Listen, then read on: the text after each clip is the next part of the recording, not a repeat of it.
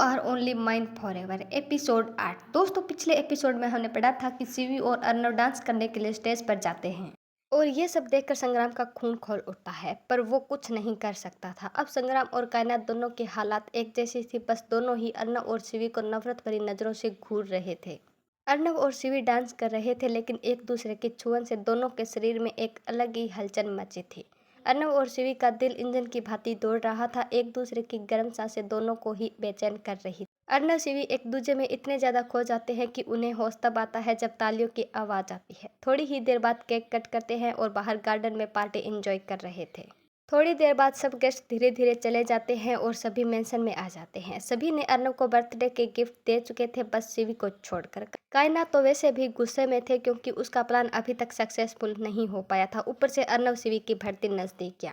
कायनात शिवी को चिढ़ाते हुए बोले, शिवानी, सबने अर्नव को गिफ्ट दे दिए, लेकिन तुमने कुछ भी नहीं दिया। क्या तुम्हारे पास इतने भी पैसे नहीं है कि तुम अर्नव को कोई गिफ्ट दे सके? कायनात, ये क्या बकवास कर रही हो? संग्राम ने कायनात को घूरते हुए कहा। बाकी सभी कायनात के ये शब्द सुनकर उसे गुस्से से घूर रहे थे। मैंने क्या गलत कह दिया भाई? मैं तो बस पूछ रही थी, कायनात ने थोड़ी शांति से कहा। लेकिन शिवी किसी की बातों पर ध्यान नहीं दे रही थी। वह बार बार बस दरवाजे की तरफ देख रही थी, जैसे किसी का इंतजार कर रही हो। कायनात को तो बस शिवी को बेइज्जत करना था, इसीलिए वह कुछ न कुछ बोले जा रही थी। शिवी कायनात की बातों से तंग आकर उसके सामने आकर खड़ी हो जाती है। अब बोलो कायनात जी, आप क्या कह रही थी?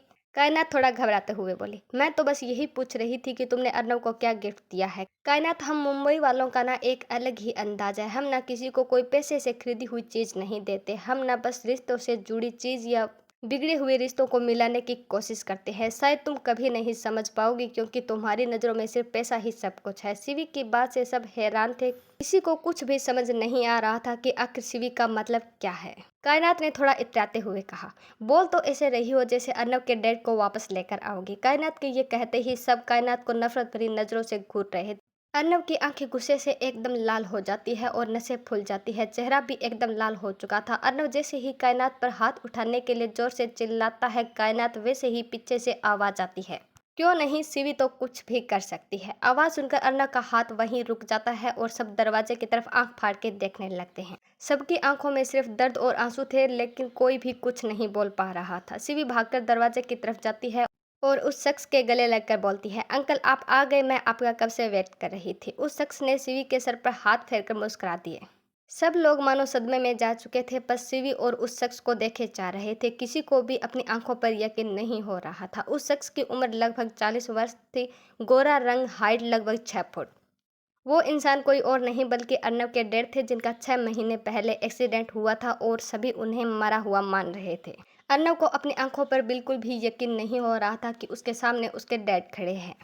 अर्नव जोर से चिल्लाता है डैड, और भागकर विशाल जी को जोर से हक कर लेता है और जोर जोर से रोने लगता है। विशाल जी भी अर्नव को गले लगाकर रोने लगते हैं। डैड आप ठीक है? कहाँ थे आप और वापस घर क्यों नहीं आए? अर्नव ने विशाल जी के चेहरे को अपने हाथों में थाम कर कहा। सभी के आंखों से आंसू बह रहे थे और भीगी आंखों से सब अर्नव और विशाल जी को देख रहे थे। आज किसी की खुशी का कोई ठिकाना नहीं था, क्योंकि आज सिंघानिया परिवार का बड़ा बेटा वापस जो लौट आया था, जिसे आज तक सब लोग मरा मान रहे थे। हाँ बेटा, सब बताऊंगा, पहले बाकी सबसे तो मिल लूं, विशाल जी ने मुस्कुराते हुए कहा। अर्नव और विशाल जी सबके पास आ जाते हैं। मेरा बच्चा कैसा है तू, और तुझे एक बार भी तेरी माँ की याद नहीं आई? हमारा यहाँ रो रो कर बुरा हाल हो चुका था, हमें लगा हमने तो तुमको खो ही दिया है। ये कहकर दादी जी रोते हुए विशाल जी के गले लग जाती है। बड़े पापा आप कहाँ चले गए थे? हमने आपको बहुत मिस किया। ये कहकर पंकज और पिंकी भी विशाल जी के गले लग जाते हैं। विशाल जी सभी से मिलते हैं और जब उन्होंने प्रभा जी को व्हीलचेयर पर देखा तो उनके आंखों में आंसू बहने लगते हैं। लेकिन प्रभा जी के चेहरे पर तो स्माइल थी विशाल जी को अपनी आंखों के सामने देखकर। विशाल जी प्रभा जी की ये हालात देखकर झट से उनको गले लगा लेते हैं। डैड आप बताइए कि आप आज तक कहाँ थे और हमें वो झूठी खबर क्यों मिली? ऋषभ ने सीरियस होकर कहा। अरे ऋषभ बेटा, सब बताता हूँ। मैं आज जिंदा हूँ तो इसका सारा श्रेय शिवी बेटा को जाता है। सब शिवी की तरफ देखने लगते हैं, लेकिन शिवी हॉल में कहीं दिखाई नहीं देती है। शिवी कहाँ गई? अभी तो यही थी, सुमन जी ने परेशान होते हुए कहा। मैं रूम में देखकर आती हूँ, पिंकी ने शिवी की रूम की तरफ इशारा करते हुए कहा। अब सब लोग शिवी को लेकर परेशान हो चुके थे। पिंकी भागती हुई आई और हाँफते हुए बोली, शिवी दी अपने रूम में नहीं है। सब लोग शिवी को इधर उधर खोजने लगे। अर्नव को शिवी को लेकर बहुत ज्यादा बेचैनी हो रही थी। वहीं कायनात के चेहरे पर एक डेविल स्माइल थी। वह भी एक्टिंग करते हुए सबके साथ शिवी को ढूंढ रही थी। पूरे मेंशन में शिवी कहीं नहीं मिली। शिवी की टेंशन से दादी जी बेहोश हो जाती है और वही जमीन पर गिर जाती। विशाल और विराट जी जल्दी से दादी जी को सोफे पर बैठाते हैं और ऋषभ डॉक्टर को कॉल करता है। डैड, मैं और ऋषभ शिवी को ढूंढने जा रहे हैं, आप घर पर सबका ख्याल रखना। इतना कहकर अर्नव और ऋषभ मेंशन से बाहर निकल जाते हैं। बाहर गार्डन में गार्ड की हालात देखकर अर्नव और ऋषभ हैरान रह जाते हैं। बाहर सभी गार्ड बेहोश पड़े थे। अर्नव थोड़ा आगे बढ़ता है। अर्नव के पैरों के नीचे शिवी का फोन पड़ा था। अर्नव झट से फोन उठाकर देखता है। शिवी के फोन पर बार बार डॉक्टर मिश्रा की कॉल आ रही थी। अर्नव झट से फोन उठाता है। डॉक्टर मिश्रा की आवाज सुनकर अर्नव बोलता है, हेलो, मैं अर्नव सिंघानिया बोल रहा हूँ। क्या मैं जान सकता हूँ कि आपकी शिवी से क्या बात हो रही थी? आई मीन शिवी आखिरी बार क्या बोल रही थी?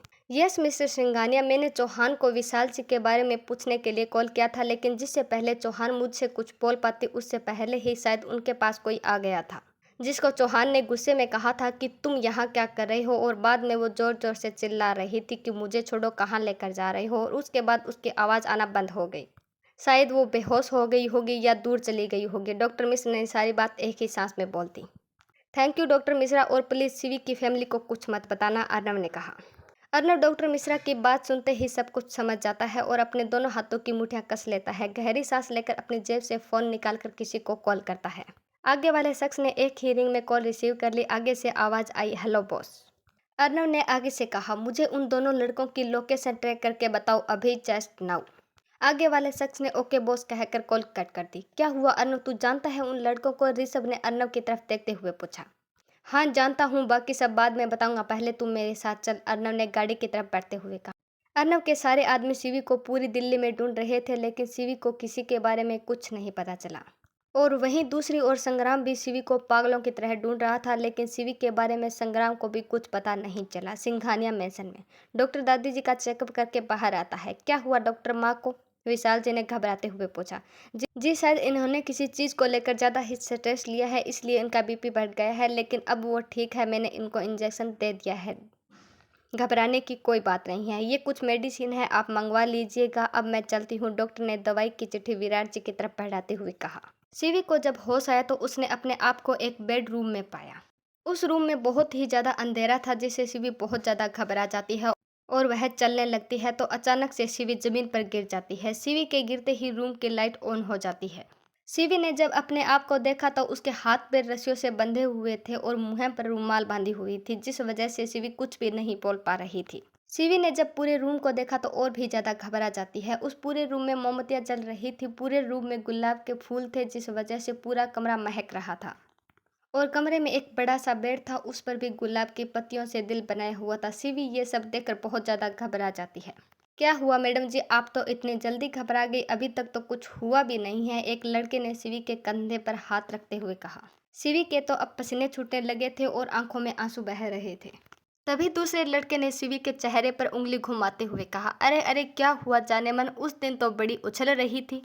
शिवी उन दोनों लड़कों को देखकर बहुत ज़्यादा घबरा जाती है, क्योंकि वो दोनों लड़के वही थे जिनको शिवी ने मॉल के बाहर थप्पड़ मारा था। लेकिन अब शिवी कुछ नहीं कर सकती थी, क्योंकि उसके हाथ पैर बंधे हुए थे।